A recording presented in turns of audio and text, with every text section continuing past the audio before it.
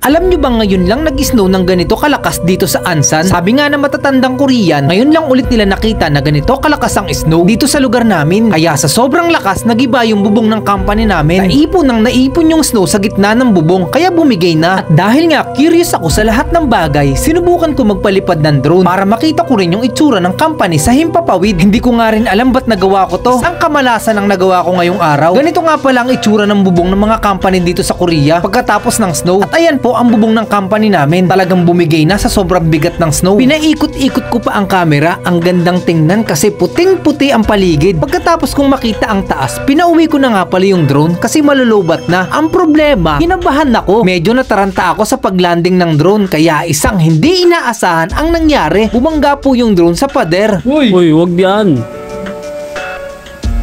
Uy. At ayan na nga po ang nangyari. Tumama siya sa pader. Mukha atang hindi gumana ang sensor. Alaglag. Ano? Ayun tuloy. Ayun nga guys, wala na.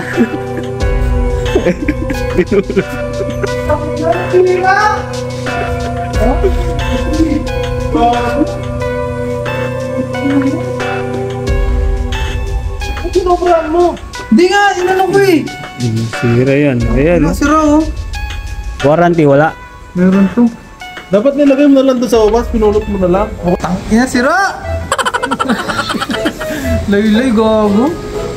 Tingnan. Pero gumagana pa. 1, 2. Gumagana pa naman siya kaso sira yung pakpak ko. Tangina. Padadala natin to sa ano? Sa DJI Customer Service. Hayop na. Shit! So ayun mga kaibigan, no? Nakita nyo naman, nasira yung drone ko, nawasak, nabangga sa pader. Ang katangahan na naman ang nagawa ni Royce the Vlogger.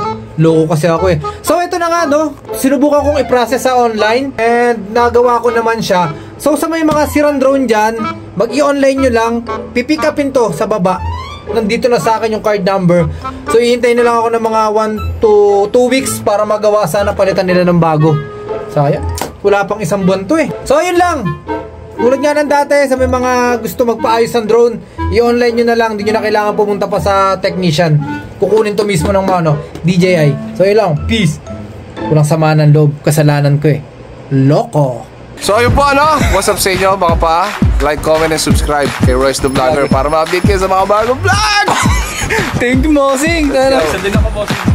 Speechless.